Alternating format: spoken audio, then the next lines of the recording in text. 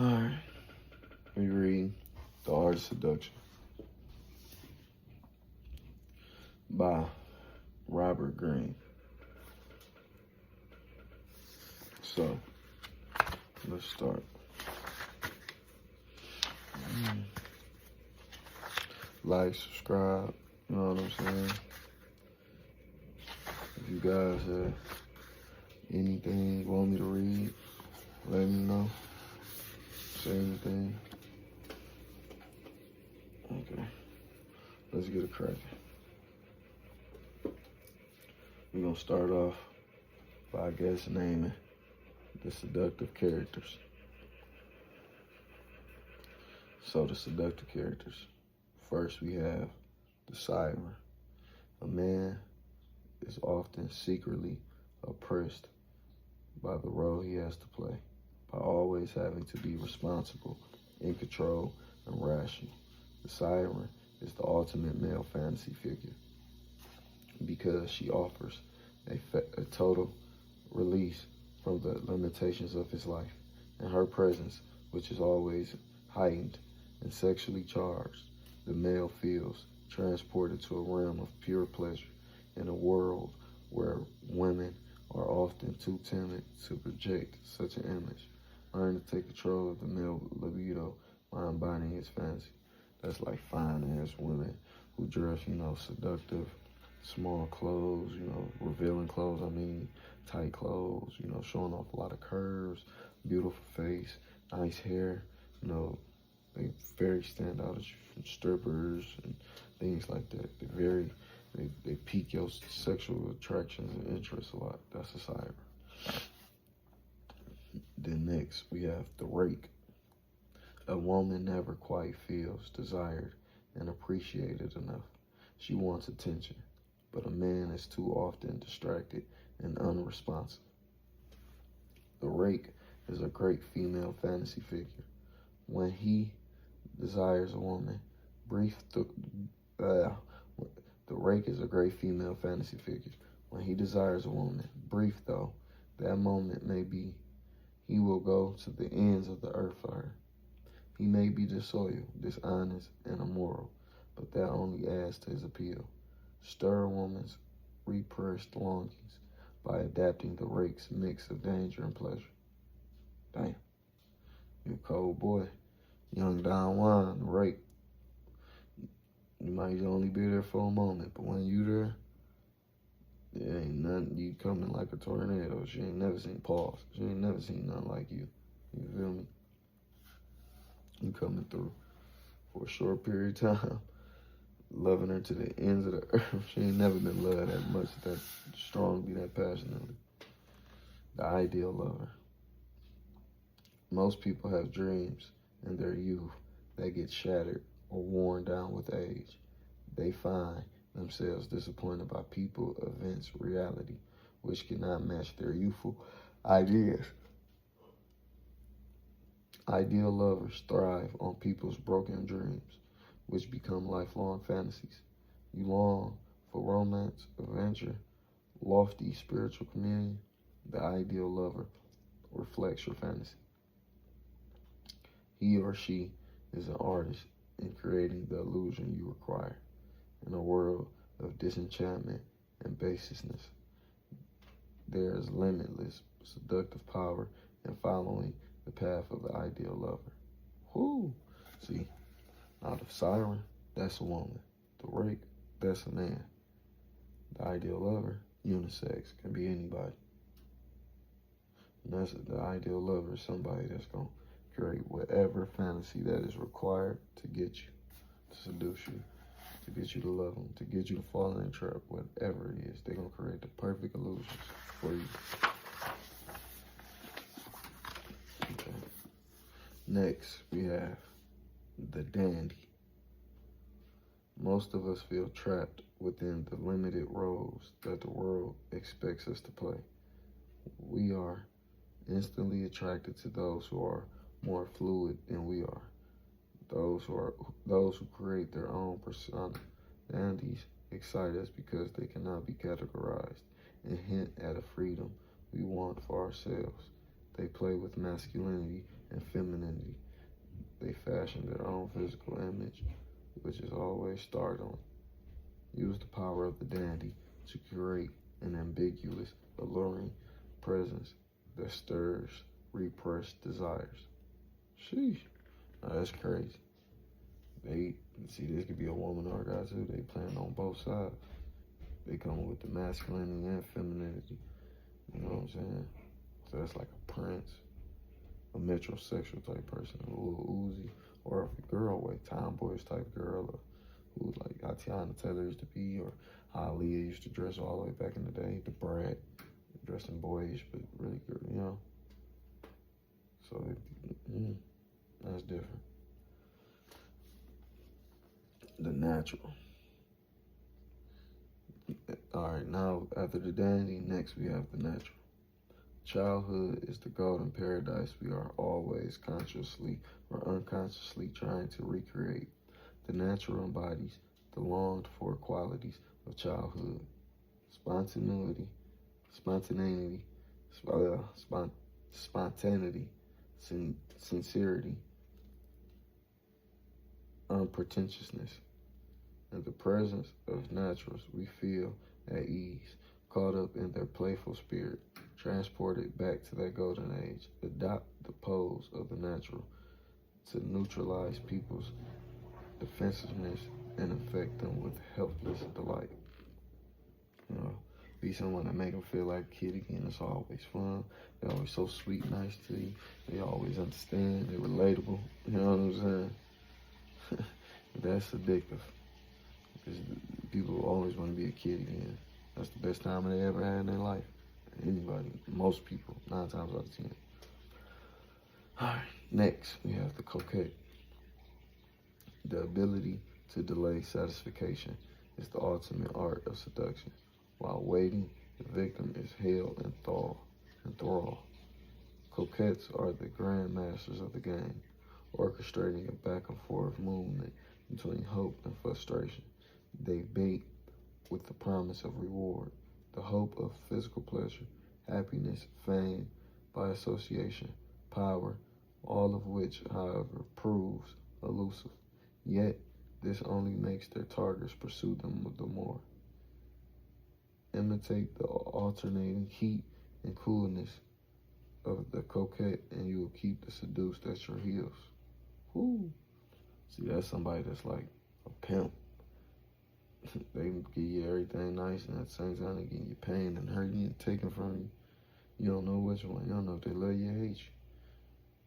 That's addicted to a lot of people, too.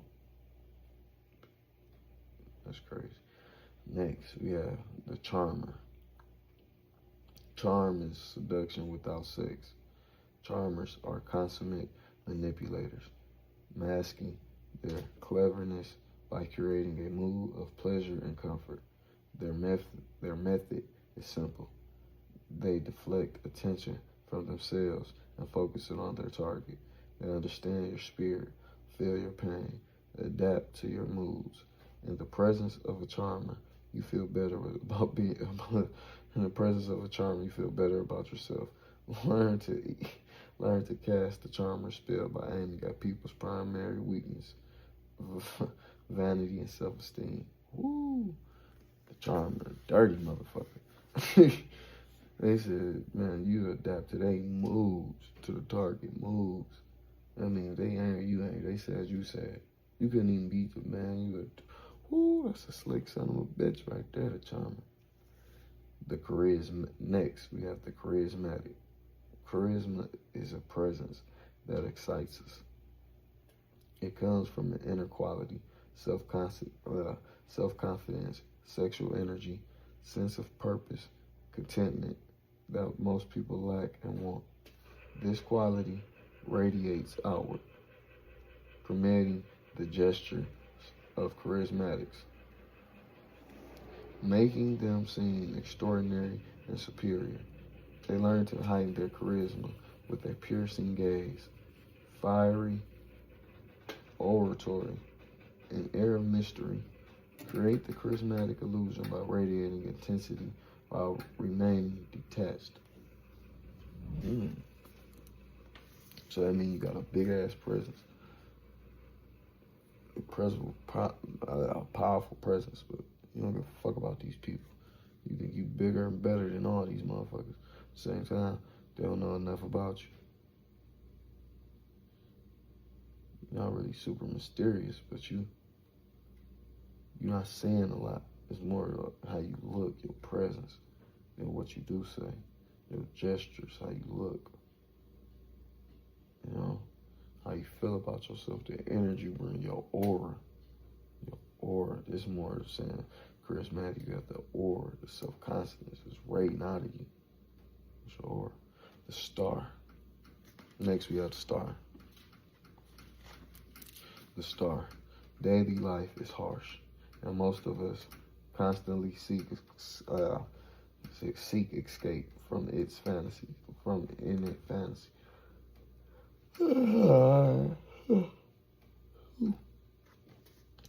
The star. Daily life is harsh, and most of us constantly seek escape from it in fantasies and dreams. Stars feed on this weakness, standing out from others through a distinctive and appealing style. They make us want to watch them. At the same time, they are vague and ethereal, keeping their distance and letting us imagine more than is there. Their dreamlike quality works on our unconscious. Learn to become an object of fascination by projecting the glittering but elusive presence of the star. So I kind of might have got the star in the charismatic. Confused. I don't know.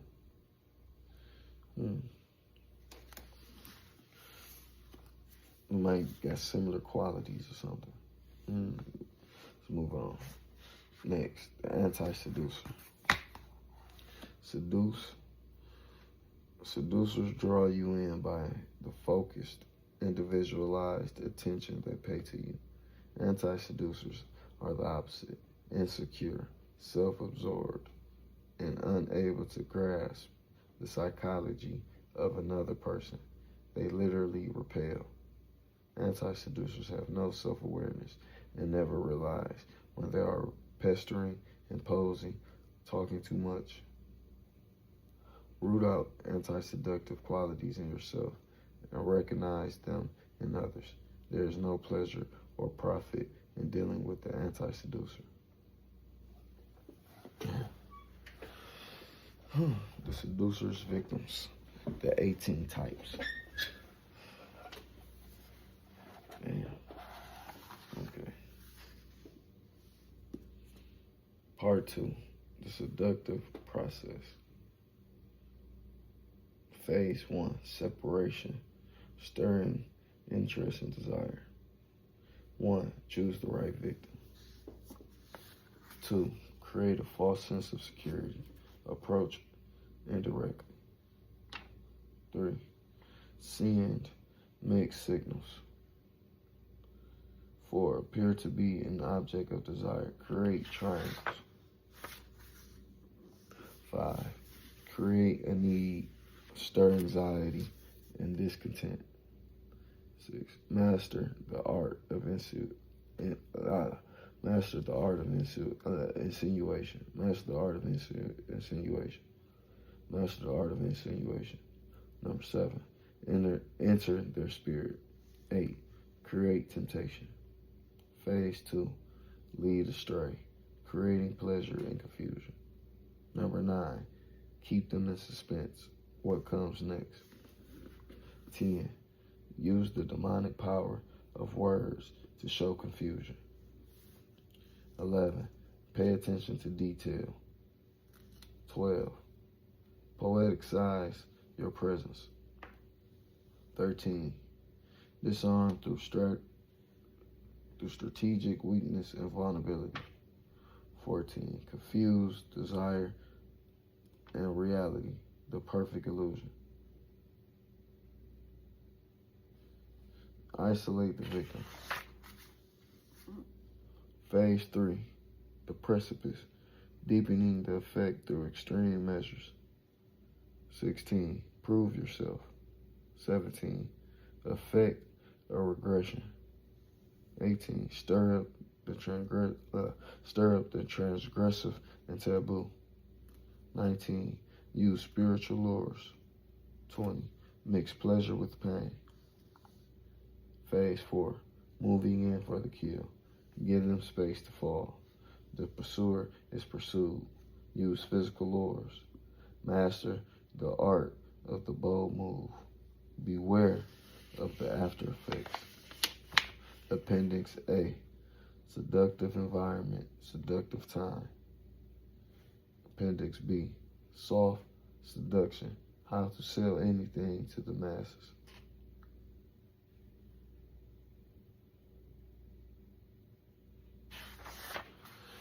Okay. So, on the preface, we got this stuff in the purple. So, I'm going to read all this first. I'm going to read what's in the purple. Okay? Deal. All right. Thousands of years ago, power was mostly gained through physical violence and maintained with brute strength. There was little need for thousands of years ago, power was mostly gained through physical violence and maintained with brute strength. There was little need for subtlety. A king or emperor had to be merciless. Only a select few had power. But no one suffered under this scheme of things more than women. They had no way to compete, no weapon at their disposal that could make a man do what they wanted, politically, socially, or even in the home. Of course, men had one weakness, their insatiable desire for sex. A woman could always toy with this desire, but once she gave in to sex, the man was back in control, and if she withheld sex, he could simply look elsewhere or exert force.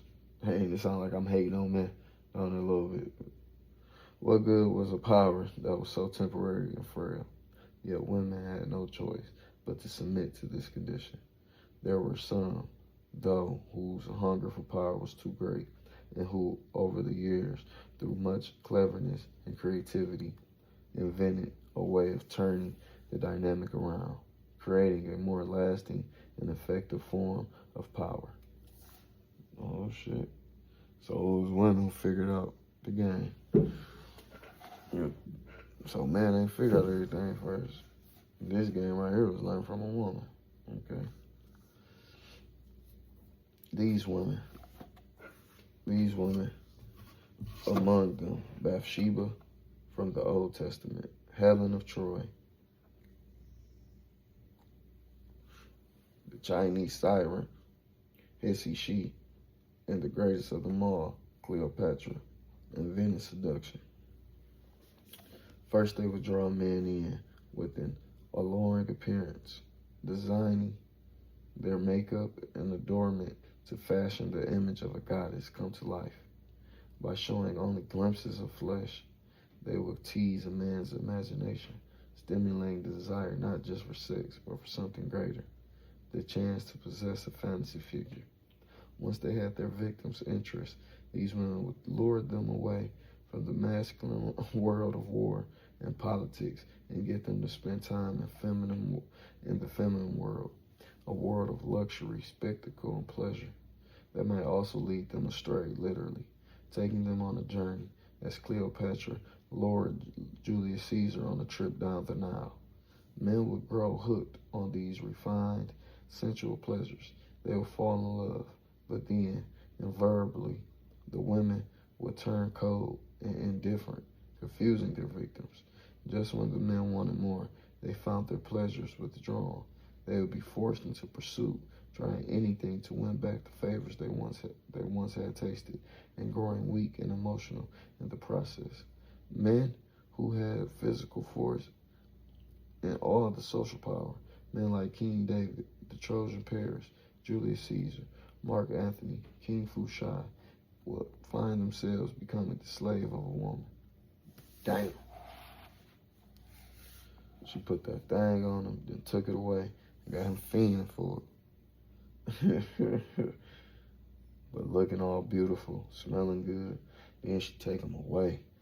You know what I'm saying? That's how the girls just do it. They take you away, man. Put that game on you, take you away from all them dumbass niggas, stinking ass, arguing niggas. Stupid ass niggas talking about dumb ass shit. It's just beautiful women, smelling good, looking good, got you laughing and smiling. Then she gonna fuck you good, suck your dick good, feed you good. You just around all soft and comforting, good shit. She got you watching them stupid shows. They scared, coming to you for comfort. You feeling like the big man. You know what I'm saying? Nigga eating it up. It's all game, big dog. Putting the game on you, man. Damn. Just think about Julie shit. These, especially back then, man, you ain't trying to go back in war and talk to them niggas. Then they smelling musty all on ships for months and shit. I could chill with all these fine bitches. She got bitches dancing for me, looking good. Might let me hit a couple of them, especially back then. You know, you get to hit a couple of them extra bitches. Man, what? They ain't tripping. Back then, it's probably like hit a few hoes, a couple of them little bed chambermates or whatever you call them. Even nowadays, you find bitch, you ain't get away with something, pulling a threesome with you or something modern day. You know what I'm saying? Putting that thing on you. Got you fiending for. You gotta be a cold-blooded nigga, man. Know when it's game, when it's real love, huh? It's crazy. I'm gonna read this purple stuff once I finish reading this black stuff. In the face of violence and brutality, these women made seduction a sophisticated art, the ultimate form of power and persuasion. They learned to work on the mind first, stimulating fantasies, keeping a man wanting more, creating patterns of hope and despair. The essence of seduction.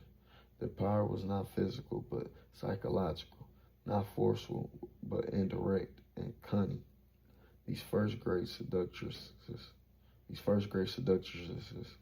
were like military generals, planning the destruction of an army. And indeed, early accounts of seduction often compared to battle, the feminine version of warfare.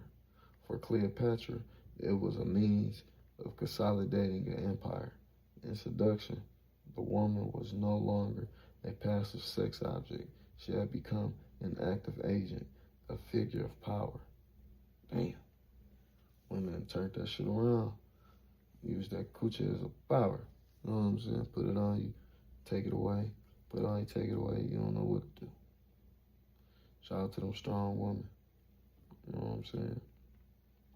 But these women being in a feminine, some of them, I ain't talking about no women being in masculine yet, but Cleopatra was being feminine.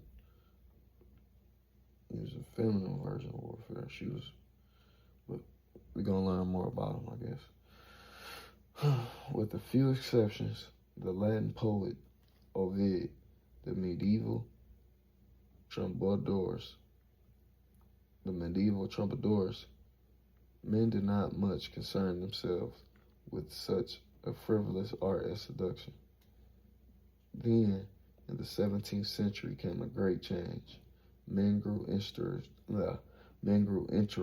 in seduction as a way to overcome a young woman's resistance to sex. Niggas learned how to seduce to fuck. Women learned how to seduce to get power. Niggas, man. I guess they figure like, shit, I can kill him, I'll take his power. Talking about all that back then.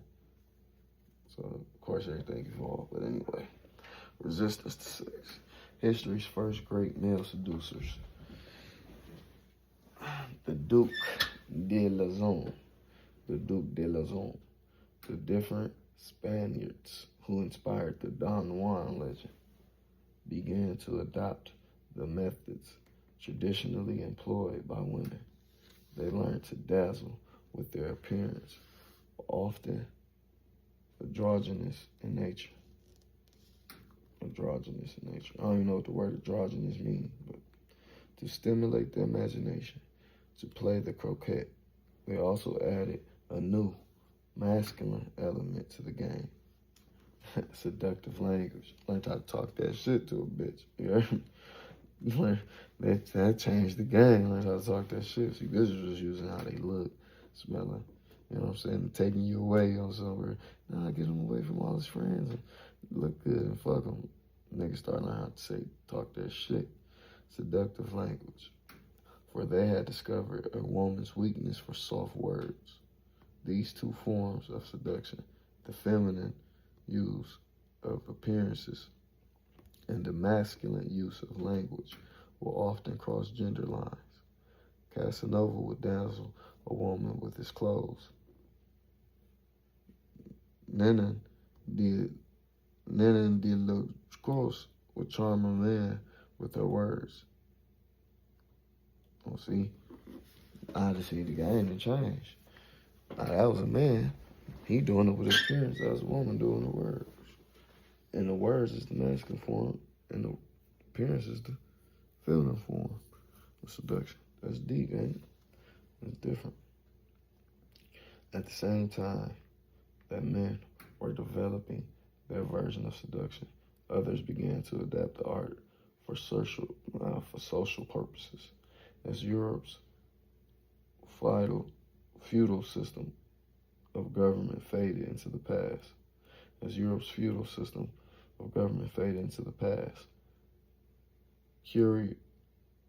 courtiers needed to get their way in court without the use of force. They learned the power to be gained by seducing their superiors and competitors through psychological games, soft words, a little coquetry.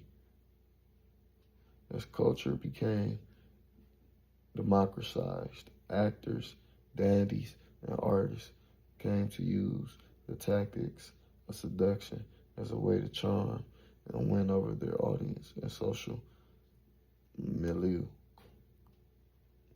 In the 19th century, another great change occurred.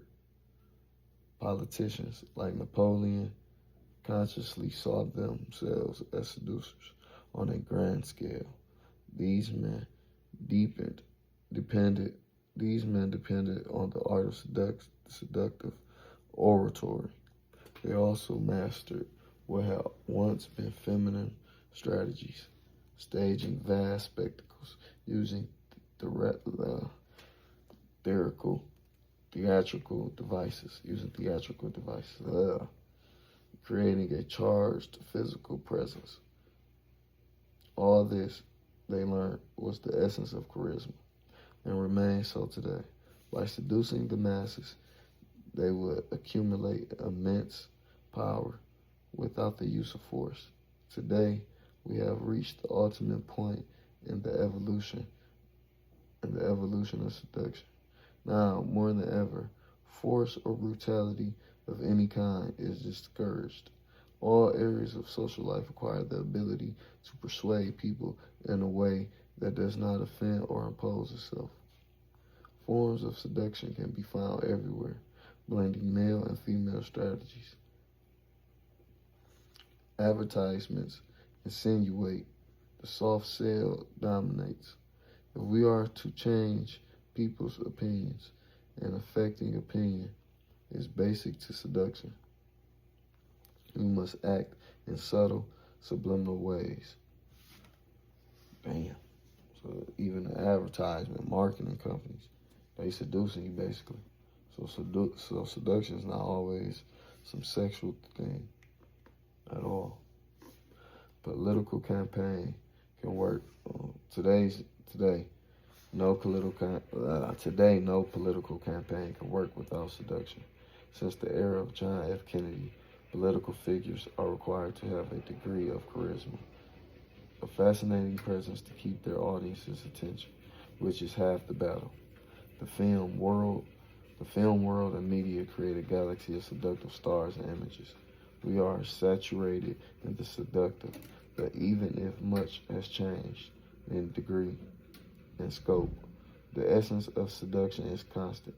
Never be forceful or direct. Instead, use pleasure as bait, playing on people's emotions, stirring desires and confusion, inducing psychological surrender. In seduction, as it is practiced today, the methods of Cleopatra still hold. People are constantly trying to influence us, to tell us what to do. and just as often, no, let's read this purple shit before we start that. Let's read this purple. All right, read this purple stuff. Yeah, we're gonna read the purple stuff till we get there. Okay, let's go. Oppression and scorn, thus were and must have been generally the share of women in emerging societies. This state lasted in all its force until centuries of experience taught them to substitute skill for force. Women at last sensed that since they were weaker, their only resource was to seduce.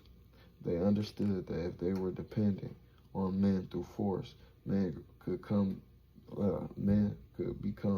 dependent on them through pleasure. More unhappy than men, they must have thought and reflected earlier than did men. They were the first to know that pleasure was always beneath the idea that one formed of it, and that the imagination went farther than nature. Once these basic truths were known, they learned first to veil their charms in order to awaken curiosity. They practiced the difficult art of refusing even as they wished to consent. From that moment on, they knew how to set men's imagination afire. Set men's imagination afire. They knew how to arouse and direct desires as they pleased. Thus did beauty and love come into being. Now the lot of women became less harsh, and not that they had managed to liberate themselves entirely from the state of oppression to which their weakness condemned them, but in the state of perpetual war that continues to exist between women and men. One has seen them, with the help of the caresses they have been able to invent, combat ceaselessly, sometimes vanquish, and often more skillfully take advantage of the forces directed against them. Sometimes, too, men have turned against women. These weapons the women have forged to combat them, and their slavery has become all the harsher for it. Charles D. Locos on the Education of Women, translated by Lydia Davis and Libertine Reader, edited by Michael Furr. Much more genius is needed to make love than to command armies. Nenendilos,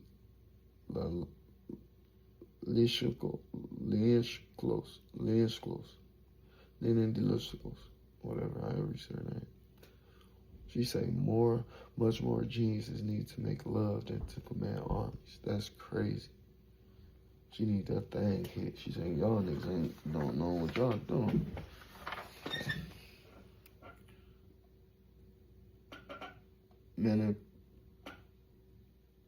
Men are lost if you are really going to kill her. Then my blessing go with you, but you must do it now, before her looks so twist the strings of your heart that they turn your mind. For her eyes are like armies, and where her glances fall, their cities burn, until the dust of their ashes is blown. By her sighs, I know her meaningless, and so do you, and all those who know her suffer. Hecuba, speaking about Helen of Troy and Euripides, the Trojan women. Translated by Neil Curry.